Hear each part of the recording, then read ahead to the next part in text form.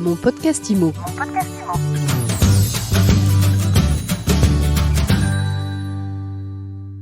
Eh bien, on se retrouve pour un nouvel épisode de mon podcast IMO, toujours en live du congrès de l'AFNAIM. Je suis avec Alain Le Tailleur. Bonjour. Bonjour Ariane. Alain, directeur de l'animation chez Meilleurs Agents. Meilleurs Agents qui expose d'ailleurs ici. Qu'est-ce que vous faites là ? On vient d'abord rencontrer nos clients, tout d'abord, parce qu'une grande partie de nos clients, de nos 13 500 clients professionnels de l'immobilier, sont adhérents de l'AFNAIM, donc on vient les rencontrer. Et puis on a aussi une actualité, puisque je présente un atelier sur comment capter les vendeurs au bon moment. C'est en ligne, il suffit de s'inscrire, où là on dévoile une étude exclusive. Et puis on a participé aussi hier, modestement mais avec beaucoup d'enthousiasme en tout cas, au palmarès de l'immobilier, à tes côtés d'ailleurs Ariane. Donc voilà notre actualité en tout cas sur l'AFNAIM. Donc Meilleurs Agents au congrès de l'AFNAIM, ça n'a rien de saugrenu. Ah non, pas du tout. Totalement légitime même. Totalement légitime, Meilleurs Agents à Fédération nationale de l'immobilier, d'où la présence. Alors, sur le marché, Alain, qu'est-ce qu'on peut dire ? Comment est-ce que Meilleurs Agents analysent ce qui est en train de se passer sur ce marché de l'immobilier ? Quel bilan de 2021 et surtout, qu'est-ce qui se présente sur 2022 ? Alors, le bilan, rapidement, c'est une part de marché croissante chez les agents immobiliers, chez les professionnels de l'immobilier, puisqu'on va atterrir aux alentours d'1 200 000 transactions, donc ça c'est fantastique. Le point où la marge de progression, on en parlera peut-être tout à l'heure, c'est qu'il y a encore 350 000 de ces transactions qui sont faites par le particulier. L'immobilier est toujours au cœur de la préoccupation des Français, sauf qu'il y a une redistribution des cartes et du territoire, puisqu'on voit bien qu'il y a trois grandes zones géographiques qui se détachent. Il y a les métropoles, un peu en perte de vitesse, sauf Marseille. On a ce qu'on appelle le périurbain, une zone qui est en pleine croissance. Et puis les prix sont tirés vraiment par le rural et les stations balnéaires. Donc voilà, trois grands marchés, en tout cas trois zones géographiques. On voit bien qu'il se passe plein de choses avec les résidences semi-secondaires, semi-principales, le télétravail. La bi-résidence. Oui, tout ça est en train vraiment de bouger. C'était à un moment donné une idée, un peu de prospective, mais dans les faits, on a tous autour de nous aujourd'hui des gens qui ont fait des choix et qui font des choix différents. Donc ça, c'est sûr, les trois grands marchés.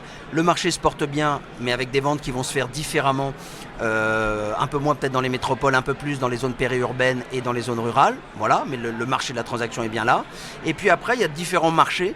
On peut avoir des marchés où les vendeurs sont encore en position de force, entre guillemets, d'autres endroits où ce sont les acheteurs, des marchés, et puis d'autres endroits où les marchés sont un peu plus équilibrés. Mais en gros, néanmoins, les vendeurs aujourd'hui, dans certains secteurs en tout cas, commencent à atterrir sur une hausse des prix qui était peut-être un peu folle, entre guillemets.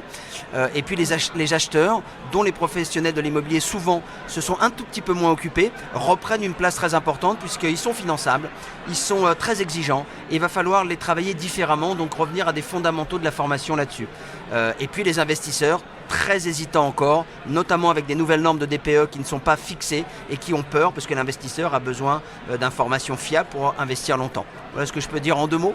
Sur l'état du marché. Le moral des agents immobiliers dans ce contexte, comment ils se portent ? Comment vous les aidez à aller mieux ? Oui, alors d'abord j'espère qu'à travers nos services et nos outils propres déjà on contribue, puisqu'on voit bien que l'agent immobilier doit se réinventer et nous a pas attendu et se réinvente sans arrêt, la pandémie ayant d'ailleurs accéléré la digitalisation. Et on voit bien aujourd'hui que le professionnel de l'immobilier moderne, c'est quelqu'un qui a les outils digitaux qui vont bien, qui a le savoir-faire qui vont bien, qui a l'état d'esprit et le mindset et l'envie et la motivation très forte. Et puis surtout, en fait, le client demande des choses simples, c'est-à-dire de l'écoute, une relation authentique dans l'accompagnement de son projet de vente, accompagné avec les bons outils digitaux. Donc comment on fait pour les aider ? Déjà nos outils.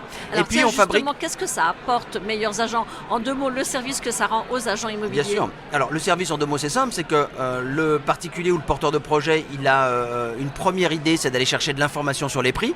Et nous sommes les pionniers de l'estimation en ligne. On a ouvert en 2008 quelque chose qui était fermé, réservé et bloqué, et en tout cas pas transparent. Donc on a ouvert cette transparence de prix et ensuite il vient chercher le bon agent immobilier. Donc tous les professionnels, c'est-à-dire 1 sur 2 qui est sur notre site, sur ce 2,4 millions de visiteurs uniques, et puis maintenant que nous sommes dans le même groupe que Se Loger, Logique Immo, on va pouvoir adresser 22 millions de visiteurs uniques. Chaque porteur de projet et chaque professionnel a bien sa vitrine digitale sur notre site. Donc ça c'est le premier apport.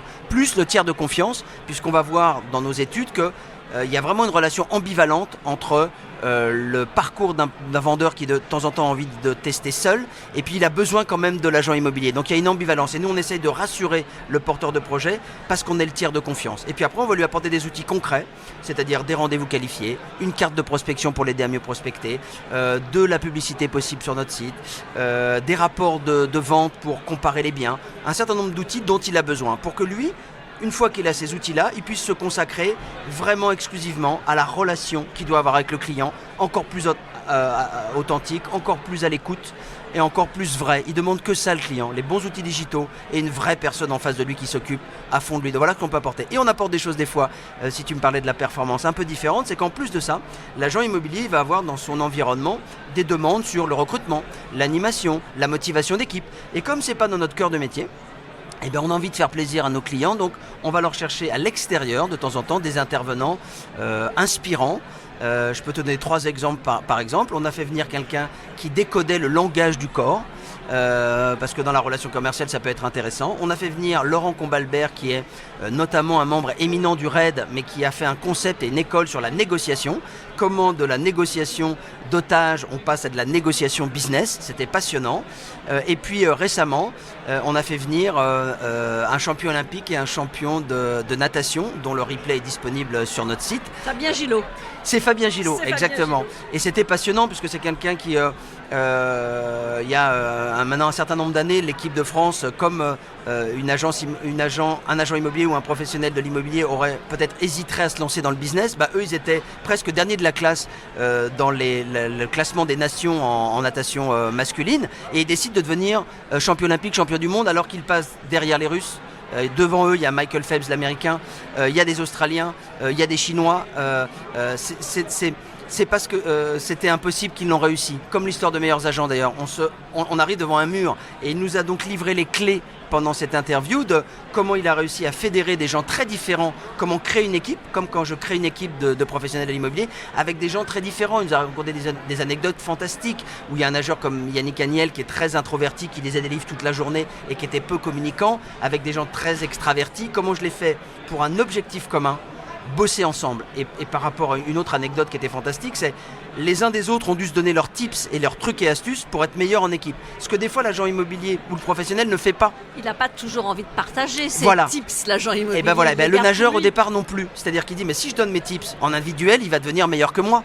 Mais si on veut être champion ensemble et gravir une étape forte, si on ne se donne pas nos trucs et astuces, individuellement on n'y arrivera pas et en équipe non plus. Donc ils ont été obligés de partager ce que nous on aimerait aussi promouvoir ou aider chez les professionnels de l'immobilier, ce partage de mandats, ce partage de compétences pour que à chaque fois, chaque individualité soit plus forte et que 1 + 1 = 3, je sais pas, j'ai envie de dire ça comme ça.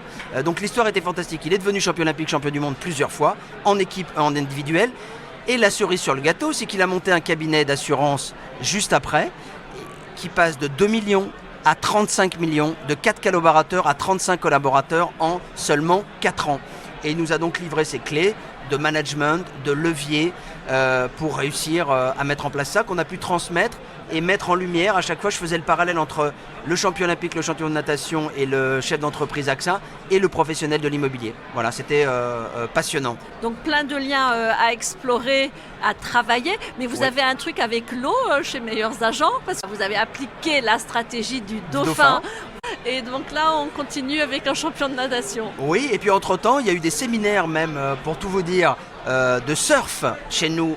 À l'intérieur des équipes, ça je vous l'avais pas dit Ariane, et ce séminaire de surf servait à dire, la symbolique en tout cas était de se dire 3 choses. La première, il y a une vague qui arrive, on la connaît pas, qu'elle soit post-pandémie, post-business, on peut pas l'affronter, par contre on peut tenter de la surfer, c'était le premier thème. Le deuxième thème c'était de dire, une équipe qui n'a pas l'habitude de surfer des vagues, si on la sort de sa zone de confort, elle peut réussir à faire quelque chose de grand. Donc oui, on a vraiment quelque chose avec l'eau. Et d'ailleurs, c'est ce qu'on dit d'un professionnel de l'immobilier ou d'un commercial, il doit être H2O, le symbole de l'eau, c'est-à-dire 2 fois carré et 1 fois rond. Merci beaucoup Alain Le Tailleur. Et à très vite pour un nouvel épisode de Mon Podcast Immo, à écouter sur toutes les plateformes et sur MySuite Immo. Mon Podcast Immo. Mon Podcast Immo.